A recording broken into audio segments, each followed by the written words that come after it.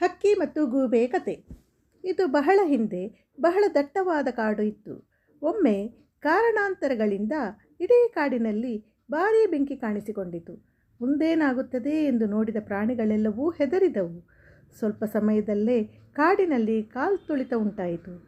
ಎಲ್ಲ ಪ್ರಾಣಿಗಳು ಅಲ್ಲಿ ಇಲ್ಲಿ ಓಡುತ್ತಿದ್ದವು. ಇಡೀ ಕಾಡು ತನ್ನ ಜೀವ ಉಳಿಸುವಲ್ಲಿ ನಿರತವಾಗಿತ್ತು. ಆ ಕಾಡಿನಲ್ಲಿ ಹಿಂದೆ ಒಂದು ಪುಟ್ಟ ಹಕ್ಕಿ ಇತ್ತು.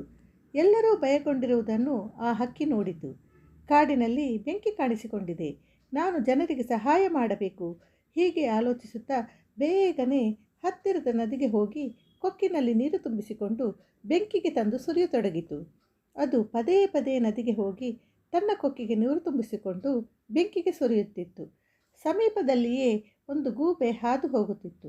ಹಕ್ಕಿಯ ಈ ಕ್ರಿಯೆಯನ್ನು ನೋಡಿ ಈ ಹಕ್ಕಿ ಎಷ್ಟು ಮೂರ್ಖ, ಕೊಕ್ಕಿನಲ್ಲಿ ನೀರು ತುಂಬಿಕೊಂಡು ಇಷ್ಟು ದೊಡ್ಡ ಬೆಂಕಿಯನ್ನು ಹೇಗೆ ನಂದಿಸುತ್ತದೆ ಎಂದು ಮನಸ್ಸಿನಲ್ಲಿಯೇ ಆಲೋಚಿಸತೊಡಗಿತು.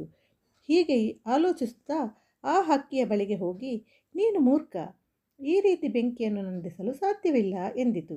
ಆ ಹಕ್ಕಿ ನಯವಾಗಿ ಉತ್ತರಿಸಿತು, ನನ್ನ ಪ್ರಯತ್ನಗಳು ಏನನ್ನೂ ಮಾಡುವುದಿಲ್ಲ ಎಂದು ನನಗೆ ತಿಳಿದಿದೆ.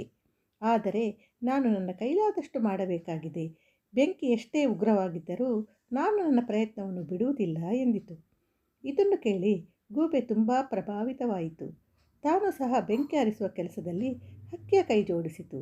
ಆದ್ದರಿಂದ ಸ್ನೇಹಿತರೆ, ಅದೇ ವಿಷಯ ನಮ್ಮ ಜೀವನಕ್ಕೂ ಅನ್ವಯಿಸುತ್ತದೆ. ಯಾವುದೇ ಸಮಸ್ಯೆ ಬಂದಾಗ ಹೆದರದೆ, ಭಯಪಡದೆ ಪ್ರಯತ್ನಿಸುತ್ತಲೇ ಇರಬೇಕು. ಇದು ಈ ಕಥೆಯ ಪಾಠ.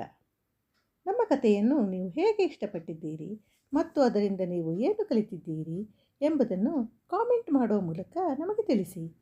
ಧನ್ಯವಾದಗಳು. ದಯವಿಟ್ಟು ನಮ್ಮ ಚಾನಲನ್ನು ಲೈಕ್ ಮಾಡಿ, ಶೇರ್ ಮಾಡಿ, ಸಬ್ಸ್ಕ್ರೈಬ್ ಮಾಡಿ ಪ್ರೋತ್ಸಾಹಿಸಿ.